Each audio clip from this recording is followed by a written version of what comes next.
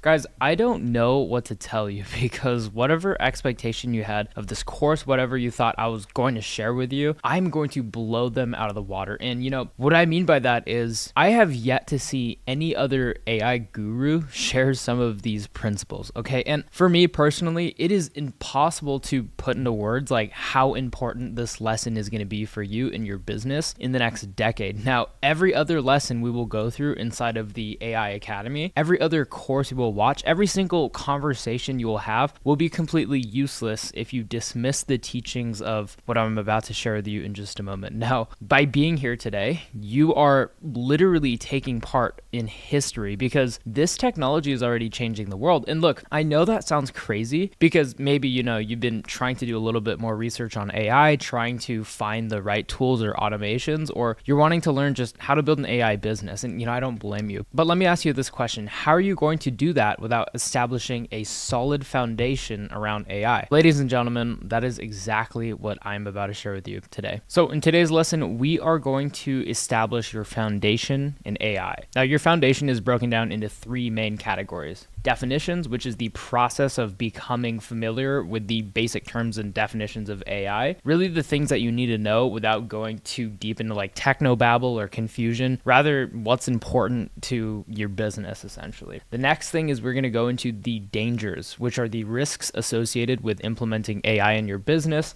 or implementing AI in other businesses and how it can actually harm people more than anything. And finally, we have decisions, which are the decisions we make to follow AI ethics and principles to ensure safety and growth when using this technology. Now, at the end of the day, we are responsible for the use of this technology and what we choose to do with it. If you manage a team of people or you are trying to sell AI to other businesses who are unfamiliar with it, how are you going to be productive in these conversations around AI when it's something completely foreign to them? Understanding these terms and definitions is important, but helping people understand what it is what I believe will make those conversations more productive. Think about it. Most people are only familiar or use consumer AIs like ChatGPT, but don't understand how it works or how to make this technology productive in their business. It is crucial for everyone, regardless if you're a business owner, a shareholder, employee, an AI agency, to be familiar with these 10 basic terms of AI before adopting it. So the first term, of course, is going to be artificial intelligence or AI. This is technology that enables machines to simulate human intelligence, really performing tasks like learning, problem solving, and decision making. If you're familiar with ChatGPT, Google Gemini, or Claude, for example,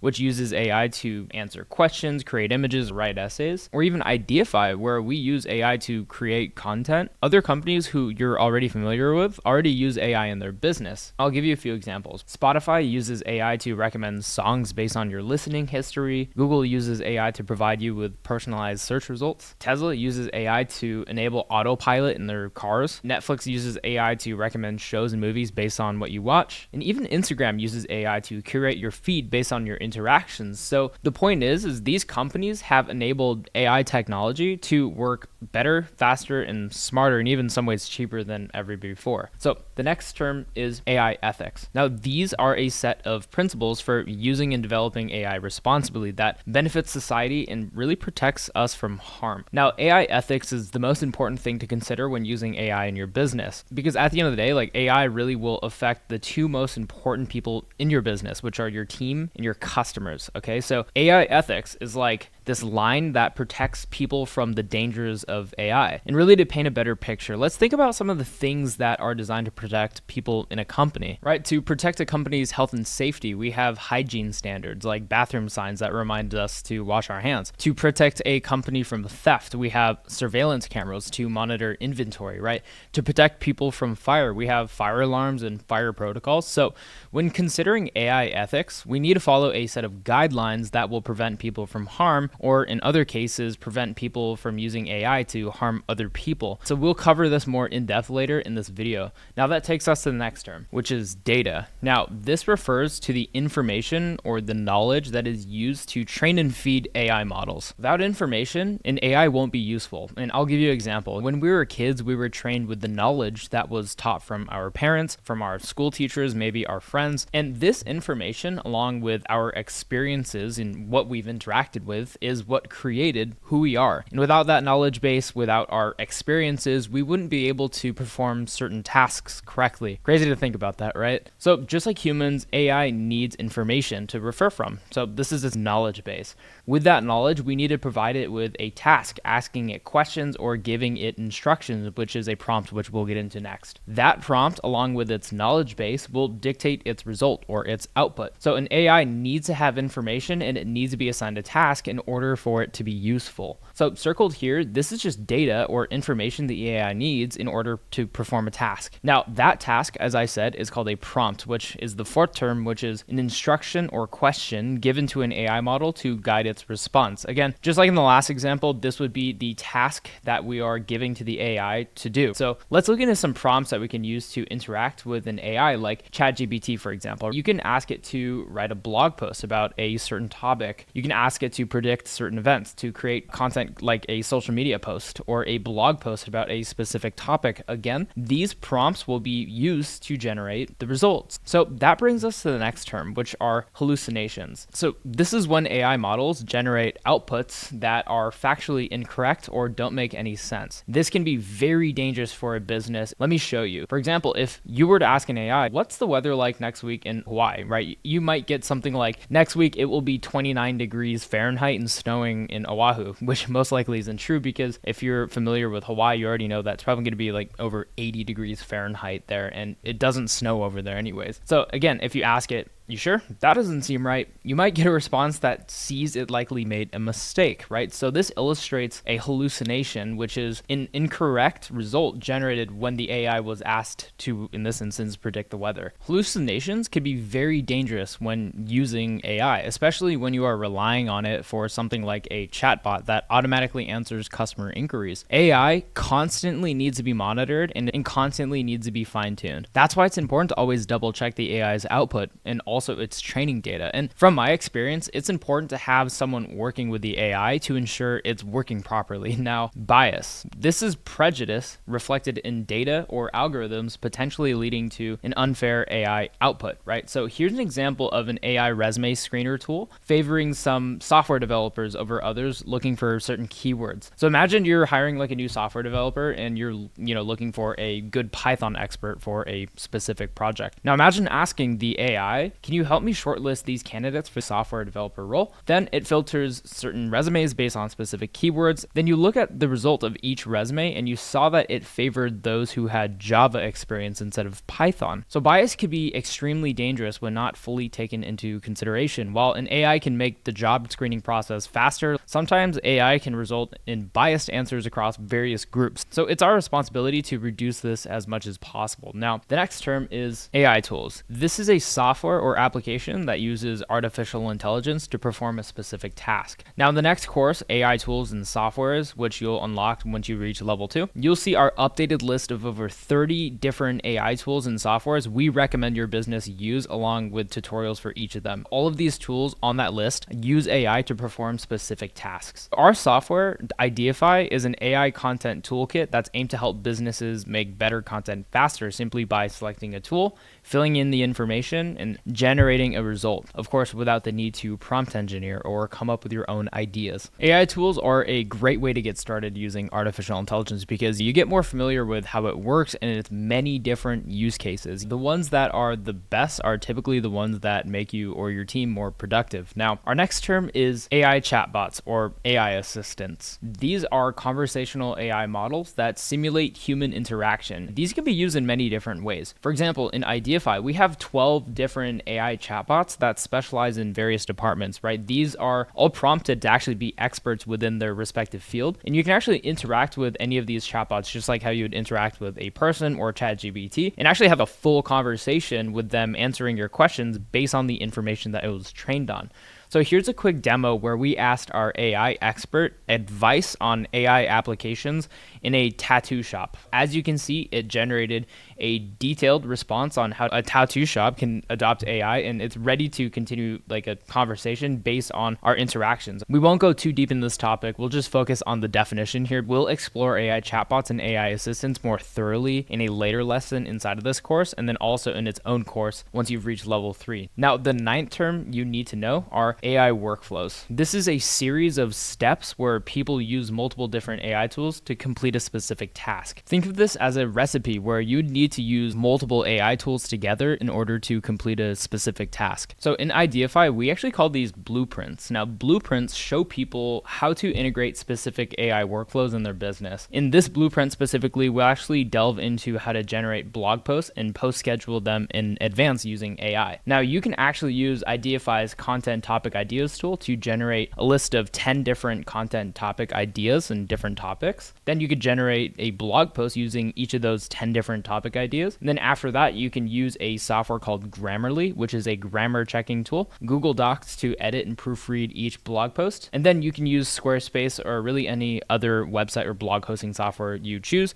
to post schedule each blog post in advance. Now, as a result, this AI workflow right over here takes about 15 minutes to do. You've just created and published 10 different blog articles using artificial intelligence. So again, AI workflows are similar to following recipes when you're cooking. It's best to follow along and adjust anything that works best for you. And again, I'm not going to go too deep into this topic, just focus on the definition because we'll go even more in depth on AI workflows in its own lesson and eventually its own course later on when you reach level 4. Now, that brings us to the last term, which is AI automations, right? This is a system that combines AI and automation that can fully automate a task and should require some level of human oversight. An example of this would be like using autopilot when driving a Tesla. You can save a lot of effort by turning it on. However, you should still look over the roads instead of just, falling asleep behind the wheel, at least for now. With AI automations, you can use a software called Make.com, which is a software that I use to build my AI automations. And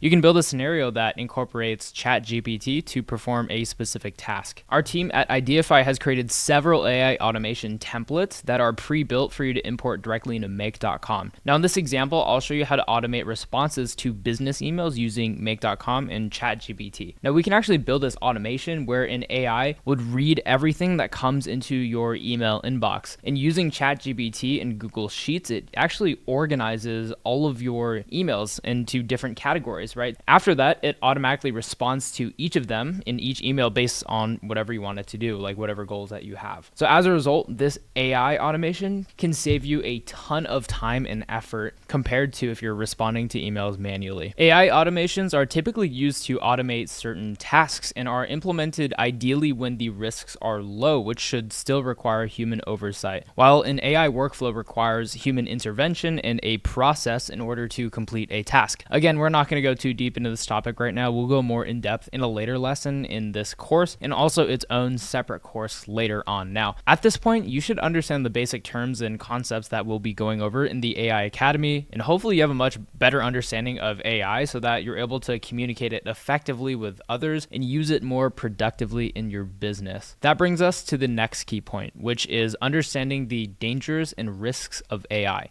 Working with this new technology, it's important to really consider how AI can harm people more than anything. Now, there are 3 risks and challenges you should know when implementing AI. The first challenge is centered around data privacy and security. Since AI relies on data, oftentimes like a lot of data, in order for it to be useful, companies need to be mindful on how that data is collected, stored, and used. There can be incorrect data the AI is trained on. Also, the servers storing the data could be taken down or hacked, or the data can be confidential information that could be accessed by someone interacting with the AI. If you're not managing that data responsibly, this could put you or your company or even your clients or your customers at risk if you don't know what you're doing. Now, on the flip side, managing this data responsibly and being transparent around AI can actually build more trust and enhance customer relationships, which we'll go over in just a bit. But I just wanted to inform you about the challenges around data privacy and security before we move on to the next one. Now, the second challenge is centered around bias. So understand that AI models aren't perfect. In fact, they're very similar to us in this context, right? And AI can create content that can accidentally pick up biases from its training data. This means that it can repeat or make existing biases even worse. Remember the AI-powered resume screening tool example that we covered before in the definitions, finding a developer? It can do that, but at the same time, AI bias can rank male names higher than those who have the female names despite equal qualifications. And these examples show that AI can accidentally make existing biases worse if you're not careful. And without proper oversight and adjustments, AI might unfairly favor certain groups over others, even when that's not the intention. So it's important to regularly check and fix the AI systems to ensure they treat everyone fairly. And by doing this correctly and monitoring and adjusting these potential biases effectively can actually help us work smarter and help us make better decisions. Bias is important to understand, especially when the risks are high. Now, that leads us to the third last challenge, which is centered around workforce change. This essentially means that some jobs will be replaced by AI, some jobs will change, and some jobs will be created because of how fast AI is evolving and how widespread it's becoming in different industries due to the nature of its ability to automate tasks that were originally performed by humans. As scary or exciting as that sounds, change is inevitable, right? This is already going to happen and it was meant to be, but standing still means falling behind. Changes like this actually excite me because it creates more opportunities in an unsure market. And all of these problems and challenges that we just mentioned just now are guaranteed to happen, but will create massive opportunity if you're able to solve some of these issues effectively. And let me tell you, AI will create millionaires and AI will create billionaires only if you're able to solve any of these existing problems that we've covered in this video and use it to your advantage. And that said, I wanted to share the last part of the puzzle, which is actually the last key point, which is decisions, right? What set of rules should you decide to follow establishing AI ethics to ensure safety and growth when using this technology? Now, regardless if you're using AI or you're building AI, it really doesn't matter. Like, you need to have a set of rules that protect people from harm. And at Ideafy, and also my philosophy behind the AI Academy, I believe in people-centric AI, where our core product is focused on enhancing what we do rather than replacing what we can do with AI. We've decided to prioritize the two most important people, which are our team and our customers when interacting with AI. And we've done that successfully by following a set of principles we've decided to follow. Now, there are 6 key principles you should take into consideration when using and building AI. And I believe this should be required regardless if you're using it, if you're building it in your business, or for other businesses, for example. So number 1 is determine if the AI adds value. Ask yourself, is AI the right tool for the job? Is it necessary? Can it solve a problem in a way that traditional methods can't? You want to use AI when it creates a better experience overall that facilitates value, not just because you technically can, right? Let's just say you're building an AI chatbot for your business. You should ask yourself, is this necessary? Will it create a better experience for my customers? And if the answer is yes, then absolutely. You should run a test pilot to see how it works. But if you're getting like 2 to 3 inquiries a day, maybe those leads prefer to speak to a human sales rep over the phone and it's completely manageable by you or your team, then I would consider looking into other AI solutions. Number 2 is understand the AI's limitations. Just like any other tool, AI has its strengths and weaknesses, right? So you want to focus on using AI in areas of your business where it makes sense and it can actually boost productivity and is also considered low risk. So understand its limitations with the specific AI solution you choose. For example, AI has trouble with open-ended questions, right? It struggles with tasks that require more complex thinking or human judgment. These are things that humans are honestly still much better at doing compared to an AI. If you try asking ChatGPT for open-ended business advice, it won't have enough information about your business, what problems you have, and your products unless you feed it everything about your business. So understand that the outputs will only be as good as its inputs, which is the data it's trained on. Number 3 is outputs need to be transparent and explainable. So ask yourself, how did the AI come up with that answer? Can I use this output for my business, or will I get in trouble by not citing correctly or giving additional support? Sometimes the best way to have an AI explain itself is simply by asking it. If you're not able to do that, then it can actually cause more harm than anything. For example, if you use ChatGPT and you get confused by an output, you can ask it to explain its reasoning at a 6th grade level. Or if you're building an AI solution, you can show users the reasoning behind the AI's output and how it came to that conclusion. Don't just present or succumb to an answer. You should understand how the AI arrived at that answer. This allows people to evaluate the logic and make better decisions with what to do with the AI. Number 4